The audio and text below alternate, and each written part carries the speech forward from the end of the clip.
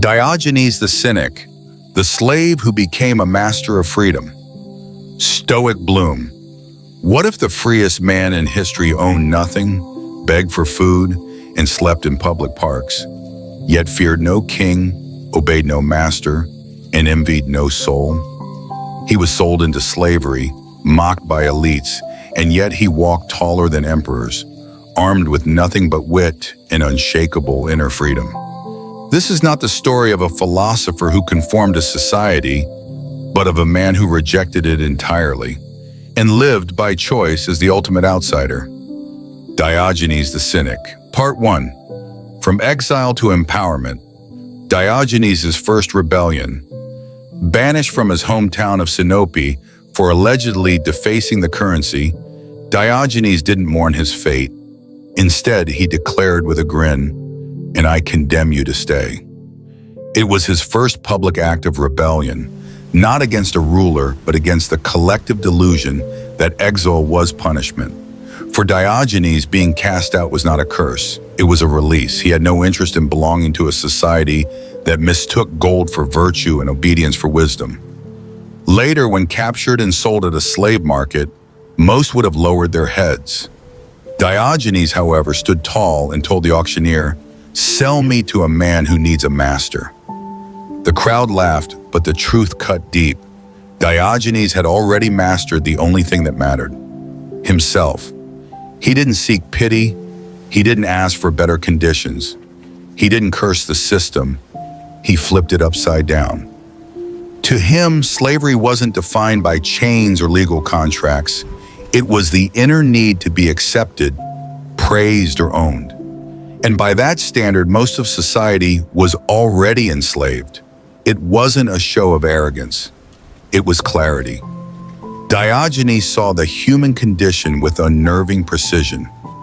Cities were filled with people imprisoned not by walls, but by wants. The more a man desired, the less free he became. Diogenes' solution? Desire nothing unnecessary, own nothing that could own you, and speak truths no one else dared to utter. If you've ever felt like an outsider in a world obsessed with appearances, if you've ever thought that maybe, just maybe, freedom begins where conformity ends, you're not alone, you're in good company. And while we're not asking you to live in a barrel or insult politicians, yet, we do invite you to walk this dusty, dangerous, and deeply liberating road with us. Subscribe to Stoic Bloom for more raw, unfiltered philosophy that doesn't care about trends, but does care about truth. Hit like if you're brave enough to think differently. Share this with that one friend who secretly wants to break free, and leave a comment telling us, what's the slave auction you've had to walk through in your own life? Stoic Bloom. Master yourself. Free your mind. Part 2, The Chicken That Mocked Plato. Diogenes versus philosophical pretenders. Diogenes was not just a rebel against society, he was a rebel against philosophy itself, or at least the kind that wore robes, spoke in riddles, and cared more for definitions than for truth. When Plato famously defined man as a featherless biped, the halls of Athens echoed with academic approval. That is, until Diogenes walked into Plato's academy carrying a plucked chicken under his arm. With perfect deadpan, he held it up and proclaimed, "Behold, a man." The room fell into chaos. Students laughed, scholars gasped, and Plato, humiliated, was forced to revise his definition. It may have seemed childish, but it was a profound critique. Diogenes didn't just reject the pretensions of language, he exposed its dangers. He understood that wrapping a lie in eloquence didn't make it truth. He believed philosophy should cut, not decorate.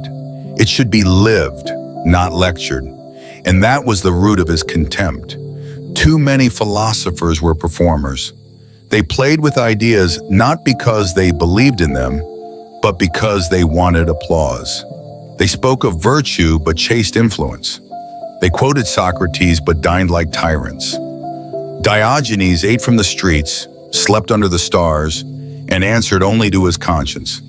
He saw no virtue in words untested by reality. When people asked why he lived so harshly, he replied, "To train myself to want less." In this, he echoed a Stoic truth centuries ahead of its time, that philosophy is not meant to entertain you, but to prepare you. And while others built their legacy on books and students, Diogenes built his on defiance. He turned Athens itself into a classroom, not through lectures, but through acts. He lived contradictions out loud, and in doing so, forced the city to confront its own. It is easy to mock a man holding a chicken. It is harder to admit that your entire worldview was just dismantled by it. Part 3, the man who laughed at mockery and sat next to danger. To be free, you must stop fearing how others see you. Diogenes not only believed this, he embodied it. One day at an archery contest, a nervous young archer kept missing every single shot. Spectators whispered, chuckled, and slowly backed away, fearing a misfired arrow. Diogenes, however, walked up and calmly sat right next to him. When asked why, he said, "This is the safest place. He never hits the target." It was hilarious, but it was also pure brilliance. In that simple act, Diogenes was teaching something profound. What the world fears is often not dangerous, and what the world chases is often empty. He showed that mockery holds no power over those who've made peace with their own imperfections. A missed shot is only shameful to those who expect applause. This was his way, turning life into theater, not to gain followers, but to reveal illusions. He once said, "Just as donkeys might laugh at you, let men laugh. I am unmoved." Why? Because public opinion is the cheapest currency in existence, and Diogenes refused to spend his life trying to earn it. Another time, when a wealthy man asked if he was truly Diogenes the dog, he replied, "Yes, I bite those who pretend and lick those who live honestly." He used the image of a buoy not as insult, but as identity, loyal to truth, feral to deception, unmoved by decorum. He didn't hate society, he simply refused to be ruled by it. In our age of likes, filters, and endless validation loops, perhaps we need less polishing and more barking, less reputation, more reality, less obsession with aiming perfectly, and more courage to sit next to the archer and laugh. If you've ever been laughed at, misunderstood, or dismissed for thinking differently, don't shrink. Diogenes sat next to a disaster in progress and turned it into a metaphor for freedom. And you can too. Subscribe to Stoic Bloom if you'd rather be real than admired.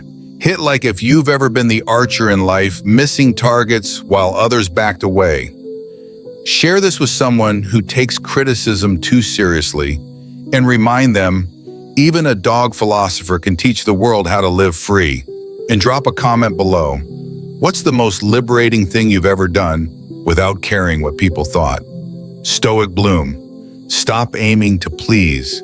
Start aiming to live. Part 4, the uninvited guest who embarrassed the rich. Imagine this, a grand banquet hosted by a wealthy aristocrat.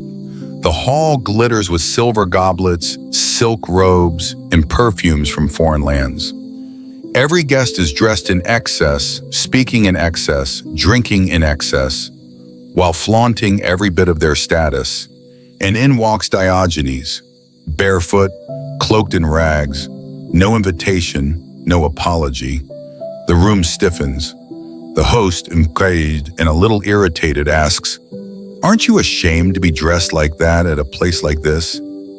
Diogenes looks around and replies calmly, "Not at all. Are you ashamed to wear so much when others have nothing at all?" Silence. That was his genius. One sentence and the entire room was no longer celebrating wealth. They were exposed by it. Diogenes didn't need a raised voice. He needed only truth. His presence alone turned luxury into discomfort. Later that night, while guests devoured lavish delicacies, Diogenes sat still. He didn't touch the food. The host, now curious, asked, "Don't you like the dishes?" Diogenes answered, "I enjoy the aroma. It spares me the burden of digestion." This wasn't self-denial for show. It was control. While others were slaves to appetite and indulgence, Diogenes remained unchained. He didn't need to prove virtue through hunger. His detachment spoke louder than discipline. In a world that equates more with better, he proved that having less can be more powerful. To the Stoics, this was the essence of freedom. Not to resist pleasure with clenched fists, but to simply be untouched by its seduction. Seneca wrote him, "It is not the man who has too little, but the man who craves more, that is poor."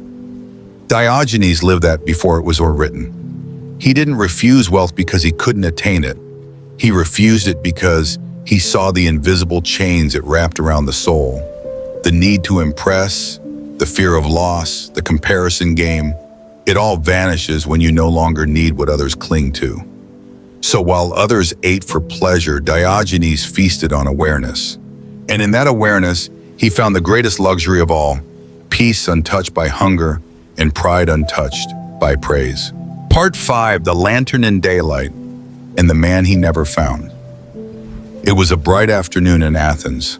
The streets bustled with merchants haggling, children laughing, and politicians posturing. And through the chaos walked a peculiar figure, an old man with tattered robes, barefoot, holding a lit lantern high above his head. People stopped. They stared. They whispered.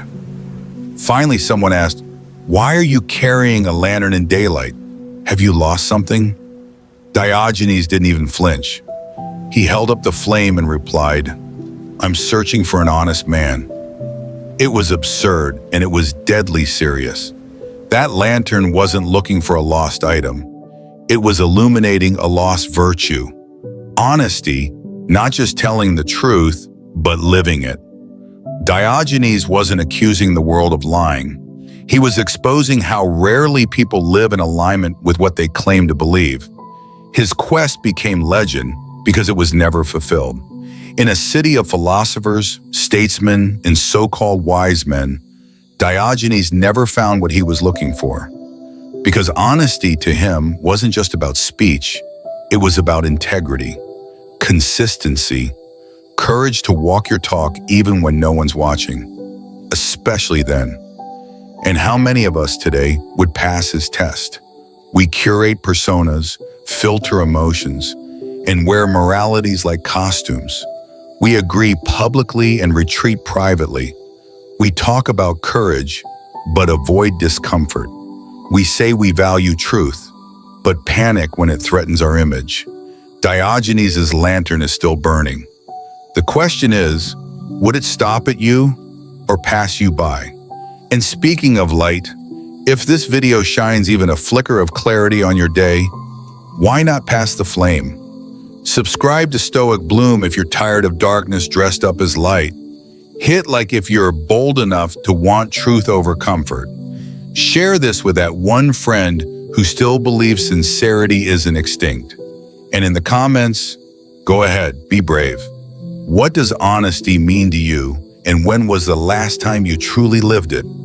Stoic Bloom. Hold the lantern. Become the flame. Part 6, The Only Power Worth Having.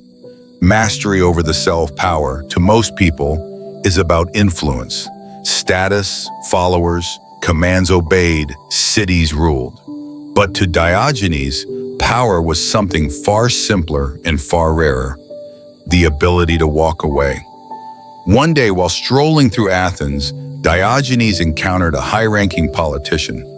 Puffed with pride, the man declared, "I have the power to exile anyone I please from the city." Without blinking, Diogenes replied, "And I have the power to exile myself from any city I please." There it was, in a single sentence, the collapse of every illusion about authority. True power, Diogenes revealed, is not about ruling others. It's about not needing to be ruled at all. It is the freedom to choose how you live, even when others threaten, flatter, or tempt you. While others maneuvered for proximity to kings and influence in courts, Diogenes walked freely through the dust of the streets, untouchable, not because he was protected, but because he was uninterested. A man who has nothing to prove, nothing to protect, and nothing to gain becomes immune to manipulation. That was the heart of his defiance, not pride but principle. He refused comfort if it meant compromise. He rejected praise if it came with expectation. He declined positions of power because they came with invisible chains of decorum, image, submission. And when people mocked him for his wandering lifestyle and lack of ambition, he smiled. Because the world's judgment only stings when you're still hoping for its approval. This is the Stoic essence. Marcus Aurelius ruled an empire, yet warned himself not to be seduced by it. Epictetus, born a slave, taught that the only true freedom was mastery over desire and fear. Diogenes lived this before Stoicism was systematized.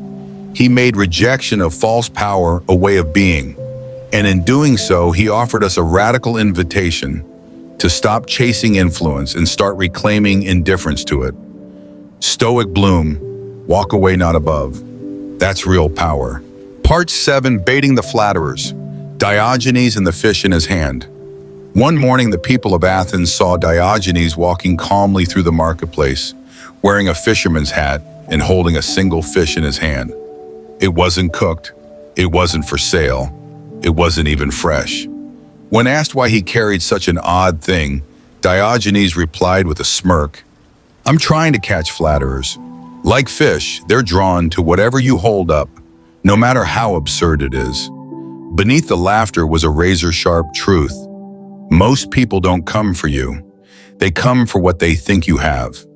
Power, influence, wealth, status. And the more of it you display, the more false friends you attract. Diogenes didn't just distrust flattery, he weaponized it. By holding up the ridiculous, he exposed the ridiculousness of those who came running. His logic was disarming. If you're attracted to nonsense, maybe your intentions are nonsense too. This was his lifelong war, not against individuals, but against pretense. He knew that the most dangerous form of corruption wasn't in politics or money. It was in our inability to tell sincerity from seduction. Today, the bait is different. Followers, views, trends, likes. But the psychology remains. People still circle what glows, even if it's hollow. And most of us still pretend to be what we think others want, just to be seen. Diogenes had a better idea. Be the bait. Hold up something ridiculous. Honesty, simplicity, humility, and see who stays. If you're still reading, still listening, still interested in peeling back the masks, then maybe you're one of the few who sees the fish for what it is. Subscribe to Stoic Bloom if you're tired of shallow waters and hungry for depth. Like this video if you've ever had to smile through a fake compliment. Share it with that friend who always senses when something's off, but can't quite explain why. And drop a comment. What's the weirdest bait you've ever used, intentionally or not, to test people's true motives? Stoic Bloom. Some chase fish, some hold the hook. Part 8. The beggar who had everything. Diogenes and the heart of contentment. At the twilight of his life, Diogenes encountered a rival philosopher who tried to discredit him in public. "They call you a great sage," the man scoffed, "but you're just a beggar in rags." Diogenes didn't flinch. He smiled and said, "It's true, I am a beggar. But unlike you, I know how to be happy with very little." Annoyed, the philosopher pressed on. "If you sought wealth, you could live far more comfortably." Diogenes calmly placed his hand over his heart and replied, "I don't need wealth to live a full life. Everything I need is already here."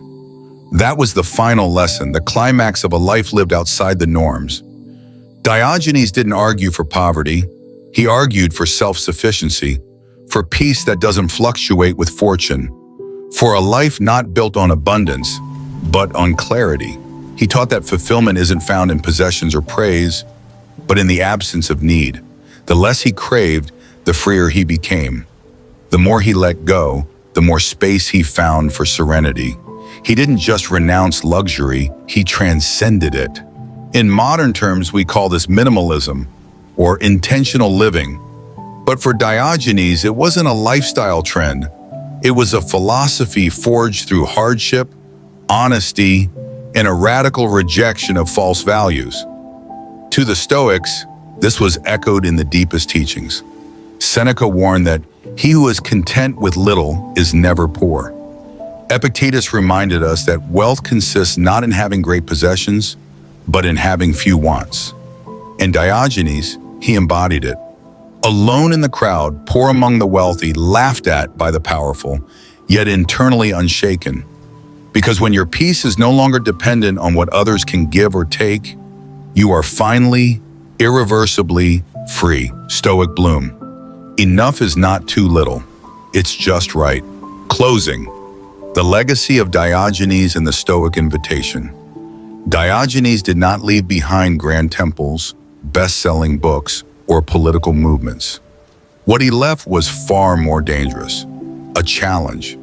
A challenge to every man and woman to question the lives they are living, to strip away the costumes, to stop pretending, to walk alone if that's what truth demands, and to learn how to live not by the applause of others, but by the conviction of one's own soul.